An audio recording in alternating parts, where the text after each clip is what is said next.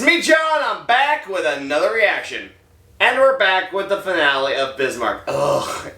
And it has to be a 6-minute video. Well, that means I'm just going to talk for a couple of minutes. Gotta keep it with the egg on. Anyway, yes, this is the last installment of the story of Otto von Bismarck. A little sad, though. We've seen the man with a plan rise to his greatness. Now we get to see the culmination of that greatness. On last we left off, we have defeated, yet again, France. The Emperor of France is now a Prussian prisoner.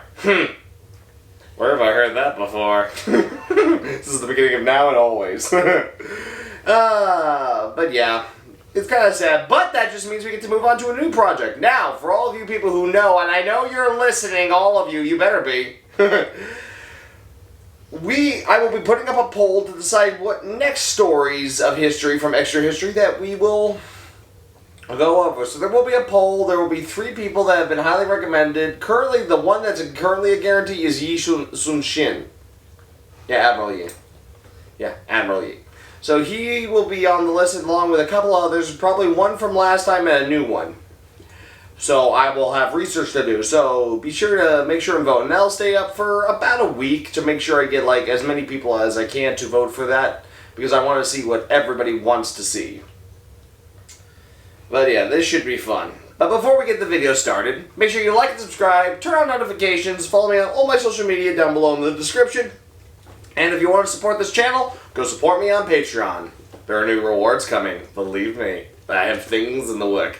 The mind is full of ideas and plans. Yeah. But enough of that. We're here to begin this video. So let's see the culmination of Bismarck in 3, 2, 1, and play. The Prussian army reigned victorious. 250,000 men had surrendered to them, and the French emperor was their prisoner. It was time to make peace. There was only one problem. There always is.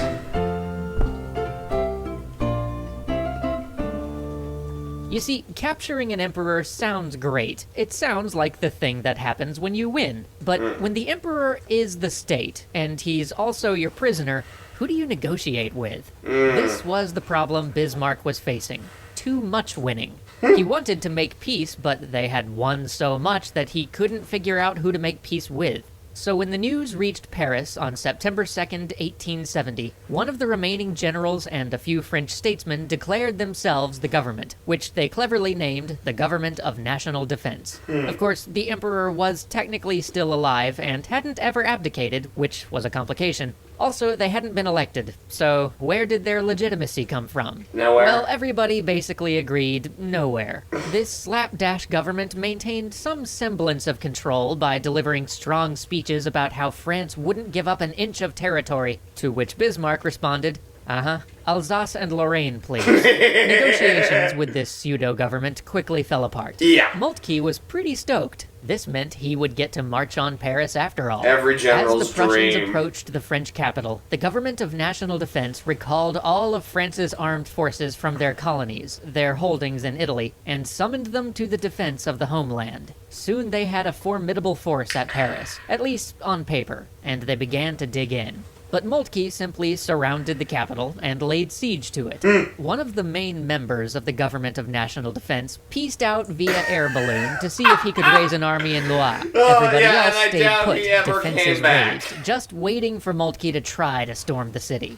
Moltke had no intention of doing something so blindingly wasteful, though. Instead, he planned to simply let Paris starve and wait them out while the rest of Germany's forces patrolled France, crushing whatever other armies the French put in the field.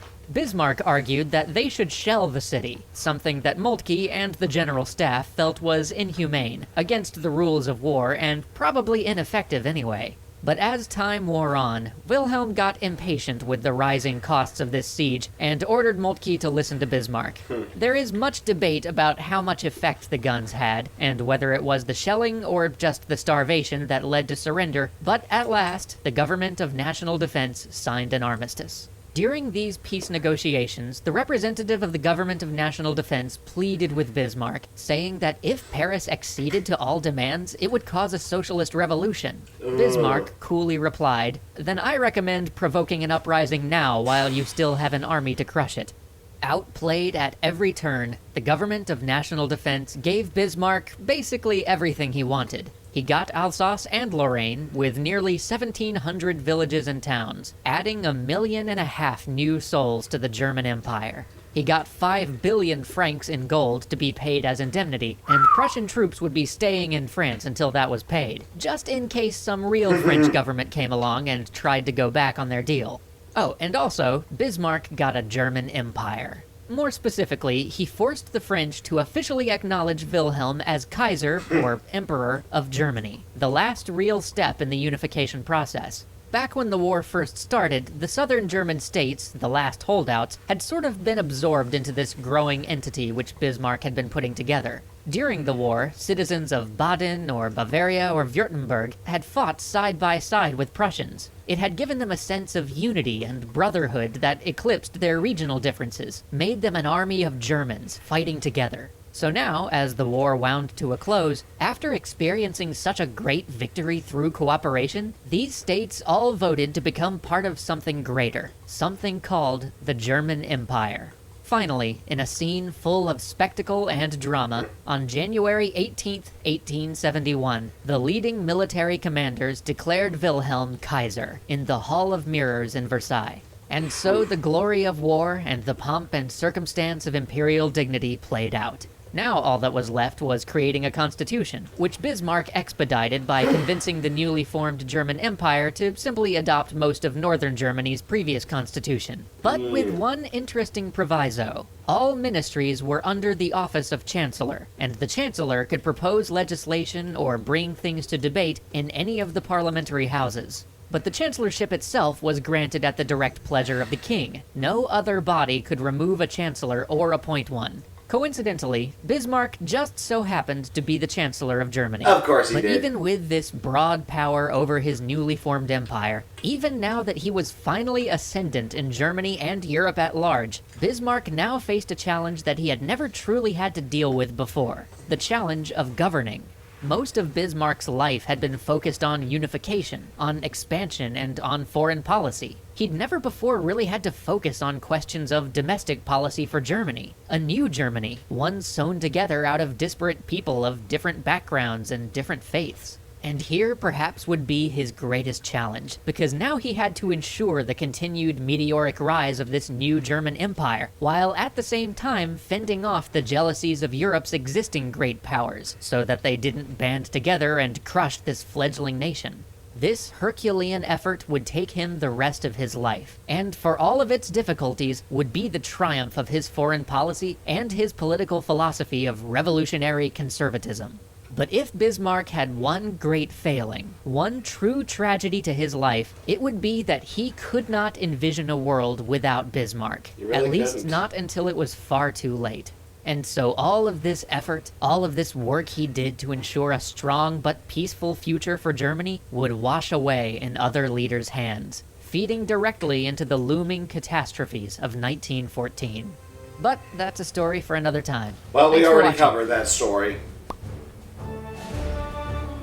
Oh, another great video by Extra History, and another great series. And that concludes Otto von Bismarck. Man, we have come a long way. When I started out, I didn't have this stash. And now it's just growing. But yeah.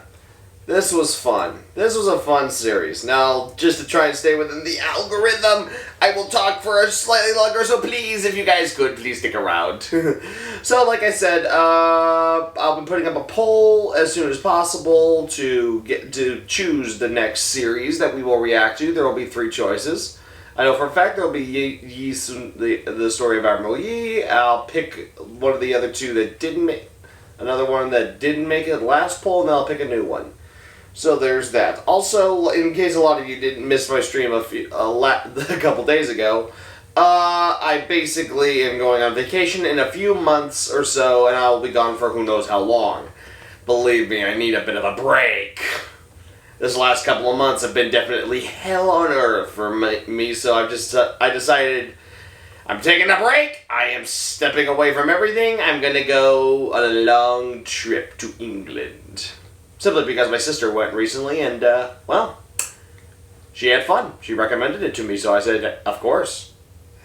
But yeah, until the next video, that's still not for a few months, so until the next video, you know who I am, I know who you are. I will see you all in the next video. Come, Koa. Let's go figure out something to do. I hope that worked for the algorithm. You coming, buddy? I still gotta get used to this door. Maybe I'm just stepping on it too hard.